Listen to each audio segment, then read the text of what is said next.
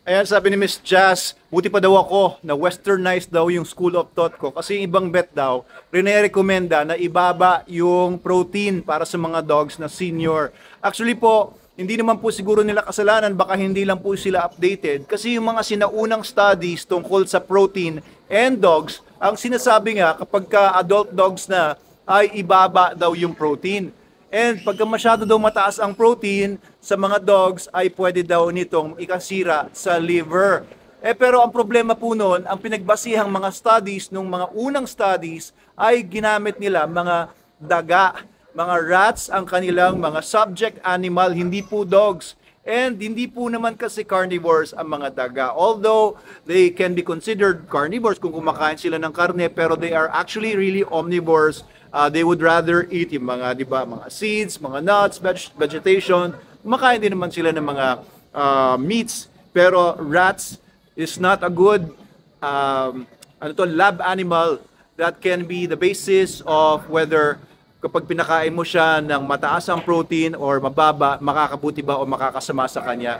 Kasi yung mga recent studies ngayon, yung mga makabagong mga studies, ay pinapakita naman na dogs are much better, mas kumaganda yung kalusugan nila at overall health, overall well-being nila kapag ka mataas yung protein levels. Kapag ka pinapakain nyo yung dogs niyo, kung paanong pinapakain din ng mga wolf sa wild, no?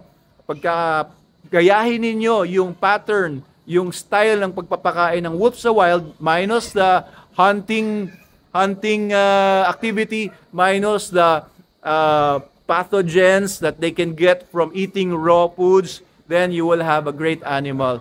So you will have a good dog, na very healthy dog, kung mataas yung protein na pinapakain, but not just any other protein, animal protein dapat, from animal meats. Hindi po plant protein, kasi plant protein hindi po siya ganun kaganda yung digestibility, hindi ganun kataas yung bioavailability niya, kaya po mas lalong nabibigatan nga yung kidneys kapag plant proteins. Kung may mga materials like soya, soy protein, or mga plant proteins pang iba, yung inyong dog food, I would recommend na palitan niyo po yung dog food ninyo. SDN42 is the best. Okay din naman yung SDN28. Meron din tayong SDN21 para sa mga nagtitipid.